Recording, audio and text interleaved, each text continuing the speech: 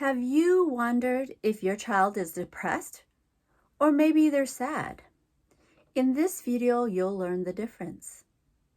Hi, I'm May Seifan, licensed marriage and family therapist with Raising Resilient Christian Children.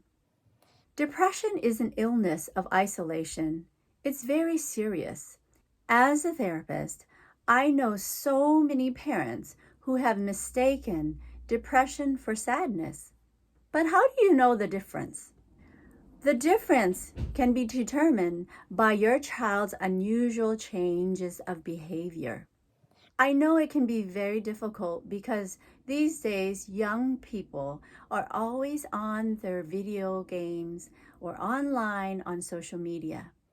But if you have noticed that they are no longer hanging out with their friends, they don't want to hang out with family members or join in family functions, and they no longer enjoy the things they used to do, then this is a concern.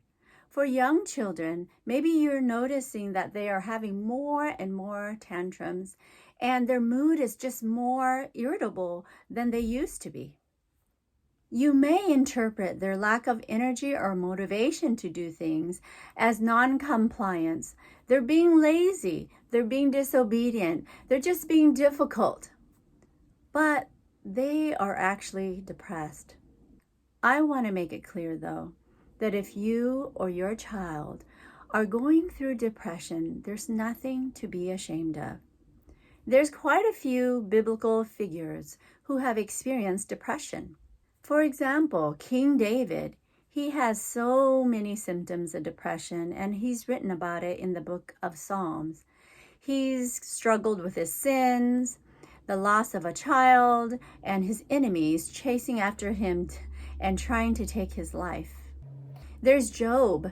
He's lost 7 sons and 3 daughters, his livestock, his wealth, and his friends turned against him. He was so depressed. Then there was Jonah, who was in the belly of a whale for 3 days. And when he finally did what God told him to do, at the end he was so angry and bitter about God sparing the people of Nineveh, he became depressed.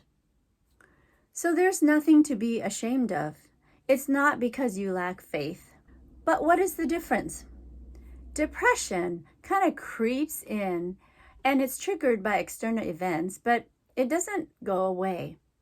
You're not enjoying anything that normally brings satisfaction.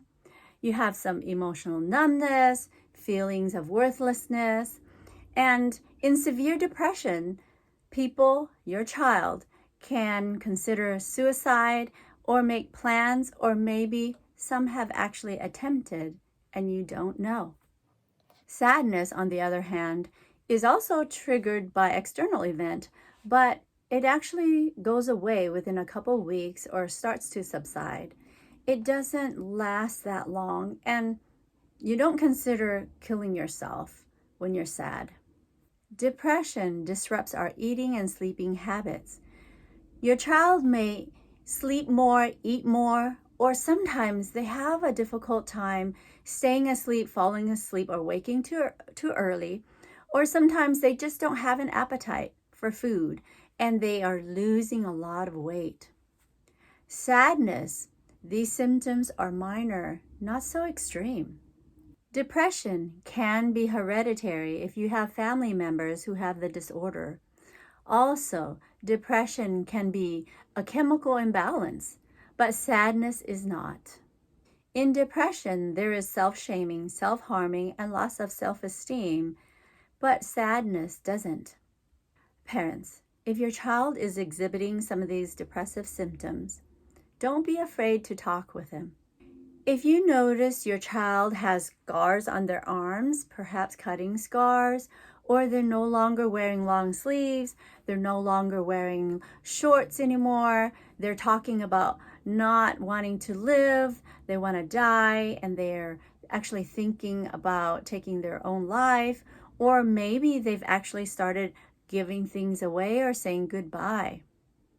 Talking about suicide with your child isn't going to make them want to do it more. If you have noticed significant weight loss and that your child is way underweight, please call their pediatrician and get them evaluated. It's very dangerous if they keep on losing weight.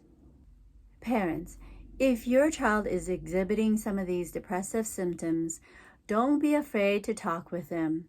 They might push you away, but trying to talk to them shows them that you care. You may need to call a therapist for your child to talk to. A few places you can go to for therapists are at christiancounselordirectory.com or psychologytoday.com. Remember, depression is an illness of isolation.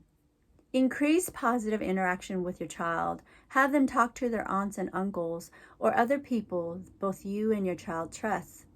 If you find this was helpful to you or someone you know may benefit from this, like, follow, share, or subscribe. Do whatever you need to do. Until next time, bye-bye.